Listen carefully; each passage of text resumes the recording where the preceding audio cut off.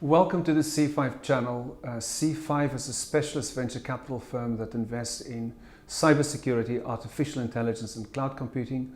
My name is André Pienaar, and today to have a cup of tea with me here in London is Malcolm Taylor, who leads the cyber consulting practice at one of our portfolio companies, ITC Secure. Malcolm, you've had a very distinguished career in the British intelligence community before you joined the private sector. Today in cybersecurity, one of the most pressing questions that one hears often is, what is the threat from nation states in the field of cybersecurity? What's your view on this? Thank you, Andre, and good afternoon. There's no question that intelligence agencies across the world are incredibly capable in the cyber sphere. But equally, the volume threat, the threat faced by everyday people, everyday organisations, is one really that's criminal in nature rather than nation-state led. After crime, actually, and crime in fact is just about stealing something of value that criminals can sell, and everything has a value. Netflix accounts this morning online 50 cents with a password. So everything has a value. After crime, there's a little bit of people who want to cause mischief, and below that I would say the nation states come in. But we can't ignore them because they are so capable.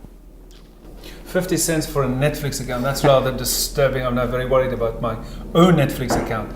Because, of course, if you bought a Netflix account for 50 cents, there's a great deal you can learn about the user just based on the information embedded in that account. And that's, as you say, that's all at the criminal level. Yeah. And so you would really put the nation-state threat from an enterprise point of view and from an individual's point of view as on the outer circle of threats, but a very important one that really matters. And have you seen it grow in its importance? And what are the kind of instances that you can share with us where nation states have really impacted on corporations and enterprises who are typically the clients of ITC Secure? Yeah, so we've seen it change, or perhaps put another way, we've learned more about it.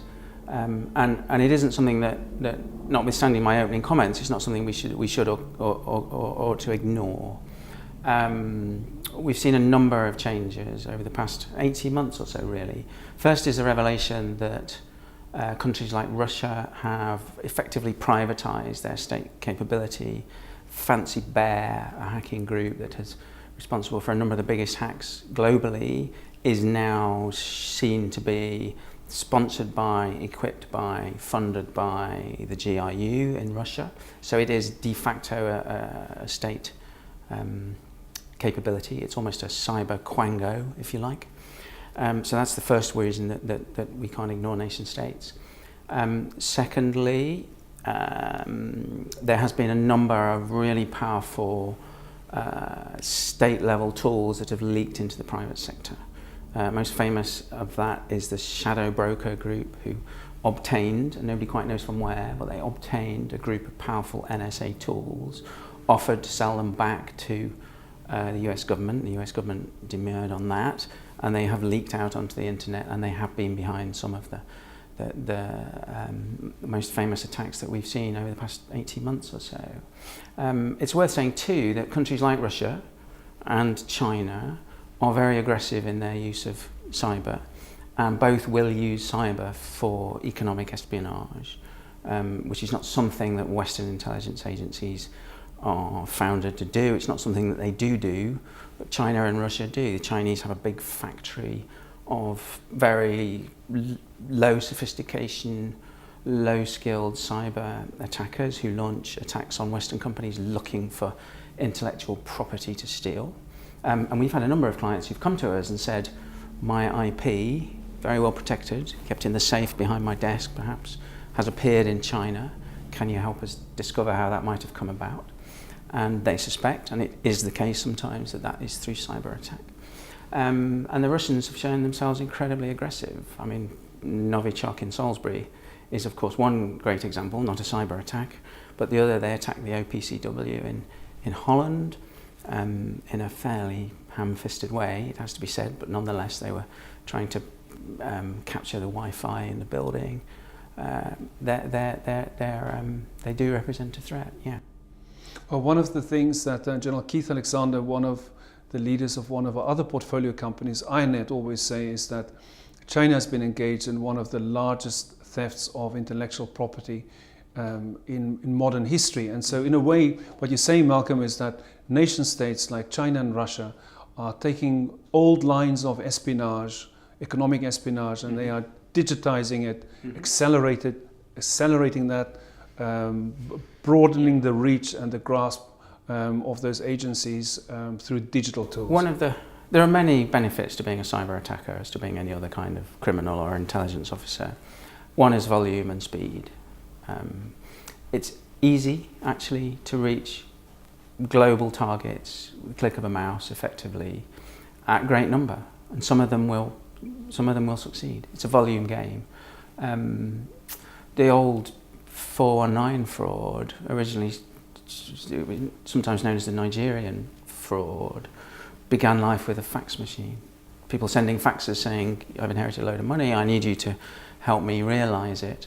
That's moved into cyberspace because they can do it at such volumes. And although everybody knows about that and everybody laughs at it, doesn't really take it seriously, still somewhere between 5 and 10% of them get a payment. So cyber is a volume game. You know, 1 million emails is no more difficult to send than one email effectively, and you get your results that way.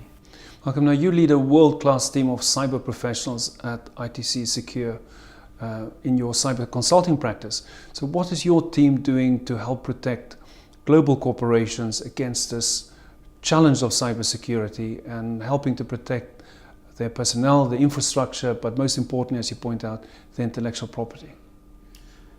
The question that we get asked the most by clients and potential clients is, I am the CEO, I have sleepless nights about a number of things. One of those increasingly is cyber. I read about it, it's moved from the esoteric specialist press into the mainstream media, and I worry about it. And one of the reasons I worry about it is because I don't understand it. I don't know how to manage it. And the way that we approach cybersecurity is to help corporations understand and therefore be able to manage their cyber risk. So cybersecurity is effectively enterprise risk management. Understand the problem. Make a decision around, when you know the problem, whether you're willing to live with the risk, accept it, or deal with it. And then deal with it. And only actually when you get to that point do you really get down into the very technical, because some of the solutions are incredibly complex and incredibly technical, but the sort of strategic level management of cybersecurity shouldn't take an executive out of their comfort zone.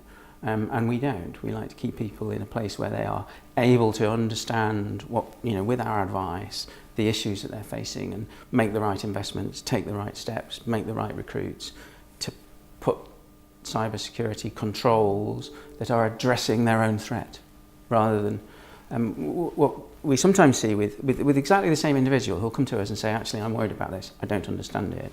We'll see they've invested £500,000 in a group of security controls that they've applied a sort of ad hoc without really strategy or thought. So the key point you're emphasizing there, Malcolm, is this is now a boardroom issue, it's a leadership issue.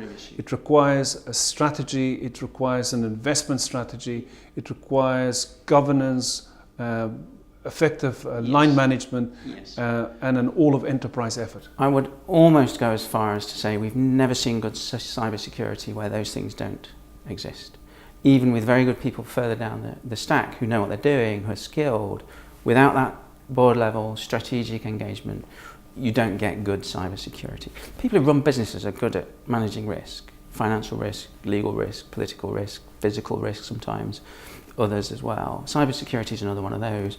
We put it into that stack, give them the tools to manage it at this level, and give them the help to manage it further down.